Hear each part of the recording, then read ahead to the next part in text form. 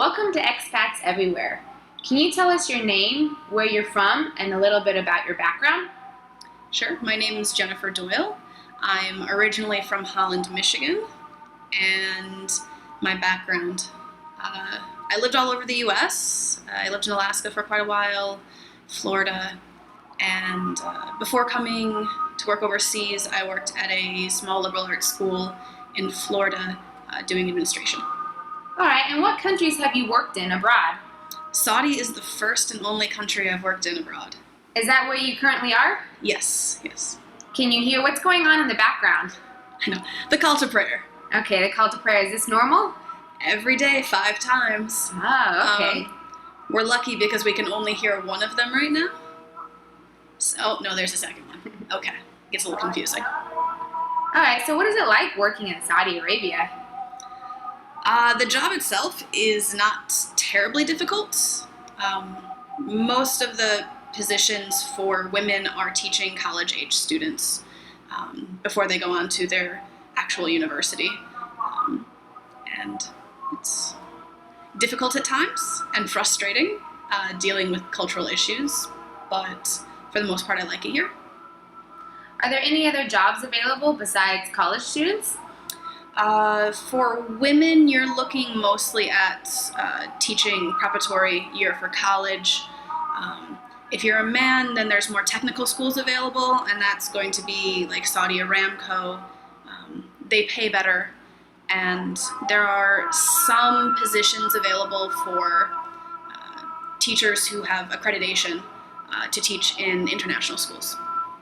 And then nursing, if you have nursing, and if you're a man, project engineers. It's project managers and engineers, pretty much it. All right, well, let's talk about your job. What does a typical day look like for you? Oh boy.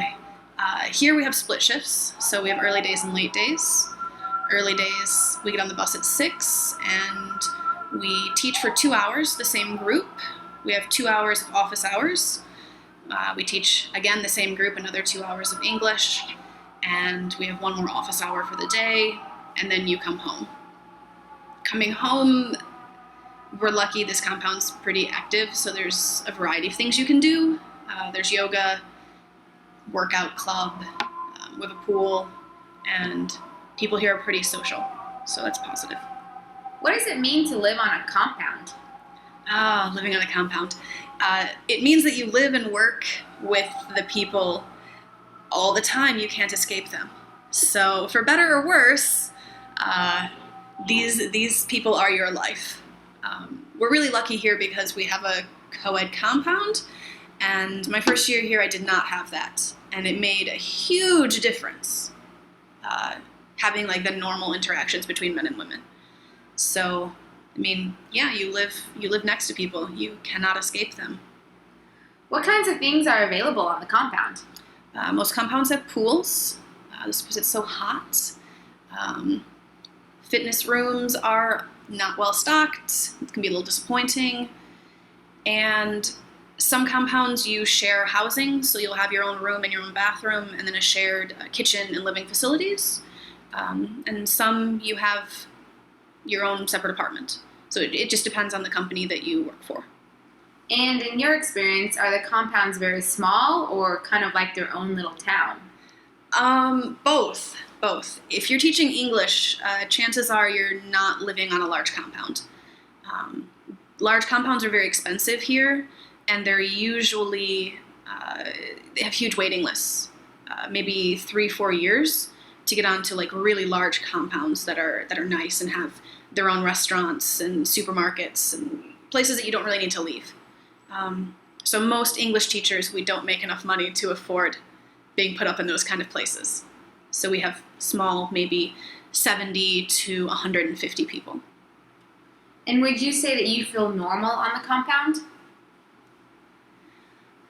I would say I feel more normal on the compound than living outside. I mean, we can dress how we want. No one really bothers you about that. And for the most part, people like respect your privacy. No one stares at you, so there's that. All right, let's go back to work. How much can someone expect to earn working in Saudi Arabia? Women tend to make, working in preparatory year, teaching English, they're going to make around 2,800 US to 4,000 US would be about the average, somewhere in between there, depending on where you're working. And if you're a man and you get technical schools, you can expect to earn between 6,000 and 10,000 a month. Wow. So what are some things that you can spend your money on in Saudi Arabia? Well, where we work, we have a lot of vacation, which is excellent. So people spend a lot of money on vacations, just leaving to find some balance or sanity, getting out of here. And I know some people have kind of gone overboard with fancy purses and shoes. For me, that I don't understand, but there's no end to designer goods here. So if you want to spend money, you can, but cost of living is basically nothing. All right, so how much can someone expect to save? I would say you could definitely save like 2,500 a month without really trying too hard. Food is really cheap, depending on what you want to do with like vacations. That's really where our money goes here. All right. How much money does someone need to bring when they initially move to Saudi Arabia? Ooh, well, getting hired is actually kind of expensive because to get a proper visa here, you need a lot of medical tests. So you're looking at probably, without insurance, $1,000 in medical tests that will be reimbursed later. And then visa costs, which can be like another $800 to $1,000, which get reimbursed later again. So that can be really difficult, plus you're waiting a month to get your first paycheck. So it can be expensive to start, but you do get reimbursed, and so stuff's not expensive. So once you get here, most companies will give you some living money just so you can set yourself up and have food until you get your first paycheck. All right, let's talk about the weather. What's the weather like, and how should someone pack when they move here? The weather here is terrible. It's so hot for most of the year that you don't want to be outside. I worked last summer, and it would get like 40 degrees, 45 degrees Celsius. It was terrible. And there was no relief from it because even at night when the sun goes down, all that heat's been collecting on the concrete and the buildings, and just your cold water is literally scalding. It's so hot here. There's no such thing as cold water. The winter is nice. November, December, January, it's really pleasant. And we grow food outside. People wouldn't go in the pool. It's a little cold for that. But overall, those 3 months are great. And the rest of them are far too hot. Okay, if someone's planning on packing, what are some things they should bring that they can't find in Saudi Arabia? Okay. I've come back to Saudi twice, so I've had like frivolous packing, is what I like to call it. I didn't need to bring clothes and necessities. So the things for me that like I really focused on were food items. Bullion, I know that sounds random. Like baking chips, if you enjoy baking, you're not going to find them regularly. Loose leaf teas. So those are like my food items that I tend to stock up on. And spices. Actually, it's not a lot of spices here. As far as like what you should pack regularly, if you're a woman, pack a lot of long skirts, and your shirts need to come to the elbow. So mostly if you look frumpy and you feel unattractive, you're probably wearing the right thing. Okay, so how can you stay safe in Saudi Arabia? Stay safe. If you want to be safe, you should look like them, I guess would be the way I'd put it. When you go outside, you have to wear an abaya as a woman. So you're covered from your neck to the floor in a black polyester sack.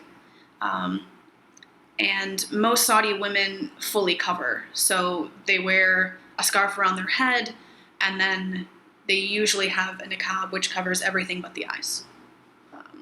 So if you want to be safe, you should do that. Some women go so far as to wear gloves to cover their hands. My first year, I covered a lot more, and I still got a lot of attention because I have blue eyes, and it's just really unusual. And people can see your hands, and they're like, oh God, you're pale, you're different, and it draws attention. So not drawing attention is really the way to stay safe. Don't go places alone.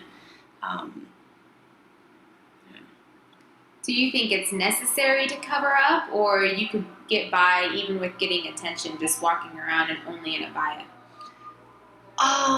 It's depending on what city you live in, because some cities here are really conservative. I worked in Riyadh before I came here, and I wore a headscarf every day. I covered my hair. And I got a lot of attention because I didn't cover my face, and it was a lot of negative, and sometimes I didn't feel safe because of that. Here, it is conservative, but people are less likely to say anything to you. So ideally, I would say you should cover your hair all the time. Like, that's just, one, is respectful, and two, it's going to draw less attention and make you safer. The things that make you unsafe are people not liking your way of life. So if you don't cover your hair, you're showing, like, I live a very different life, and what happens, happens. All right, you said here, you used to live in Riyadh. Where do you currently live? I live in Hafuf now. And where's that in Saudi Arabia? Nowhere.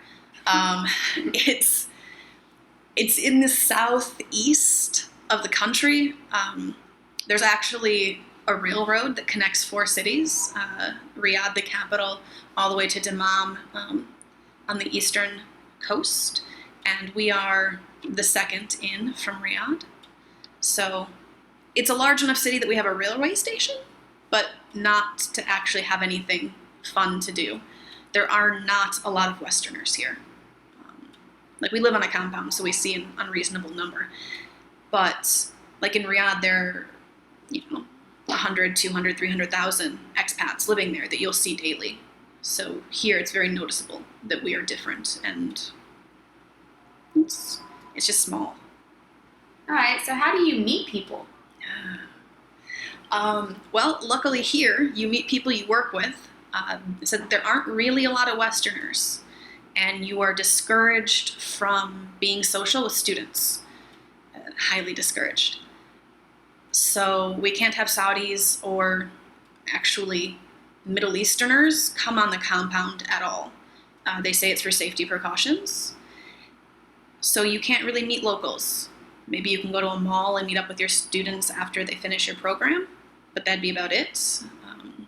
Almost everyone that we know here is someone we work with. It was different in Riyadh, because there's just so many more. And there's an expat group that runs right now on Internations. You can find it. They do dinners and some like off-roading things in the desert and some other programs that people put together, and you can just go to. There was a walking/running club there that was by far the best way to meet people, and it has since been shut down. Why was it shut down? If I had to guess, it was due to its size. It was getting too big, and it drew attention. When I started going there, people hoarded this information. They're like, I will not share where I'm going. I will not tell anyone.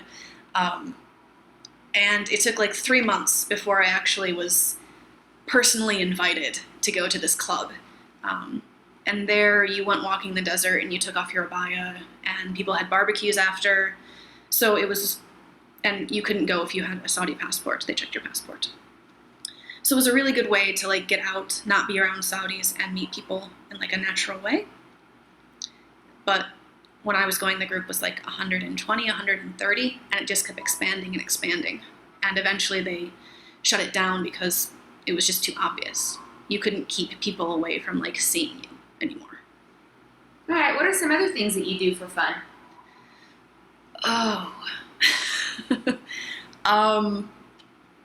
Well, we are lucky that we have someone here who gives free yoga classes.